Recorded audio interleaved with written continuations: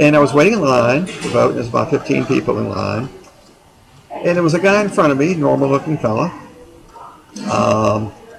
And I was right behind him, and he had his hand like this, and he had a little piece of paper in his hand. And every once in a while, over his shoulder, he was looking at this piece of paper.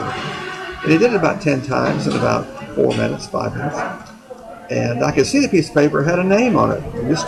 Just a single piece of paper, and it had Sam Brown or some name on there, and I don't remember what it was now. And he was looking at it. I was wondering, why in the world was he looking at this piece of paper? Well, we came up to where you get your ballot, and they said, what's your name? And he said, Sam Brown, and they gave him a ballot, and he voted. And I was next, and I was confused because I thought, why would this guy have to have his name on a piece of paper? And then they asked me, and I got my ballot. But as I was voting, I realized that guy was a voter fraud person. He was not Sam Brown. He was somebody else voting in that situation.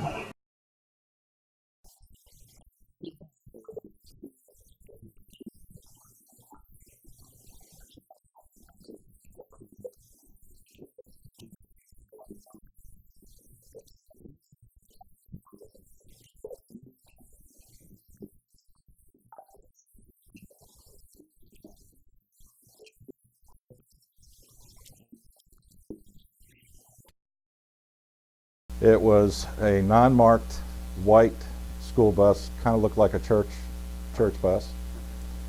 And about 45 to 50 individuals, elderly folks, exited the bus, and each one of them was taking a piece of paper out of their pocket and reading their address to the chief judge.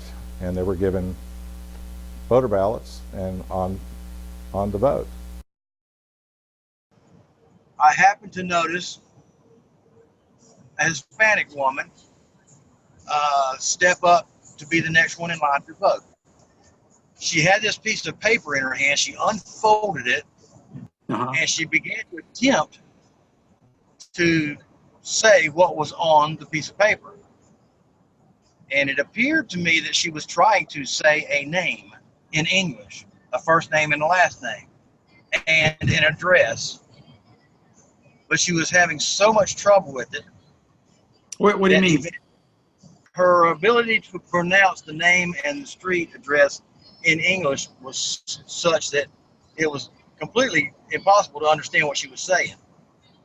Wow. It got to the point where the poll worker finally just reached up and took the piece of paper from the woman, had the name and the address on the piece of paper, flipped through the records in the laptop, found the name and the address, and printed out the ATV form, gave the woman the ATV form, sent her on the way, and gave her a ballot.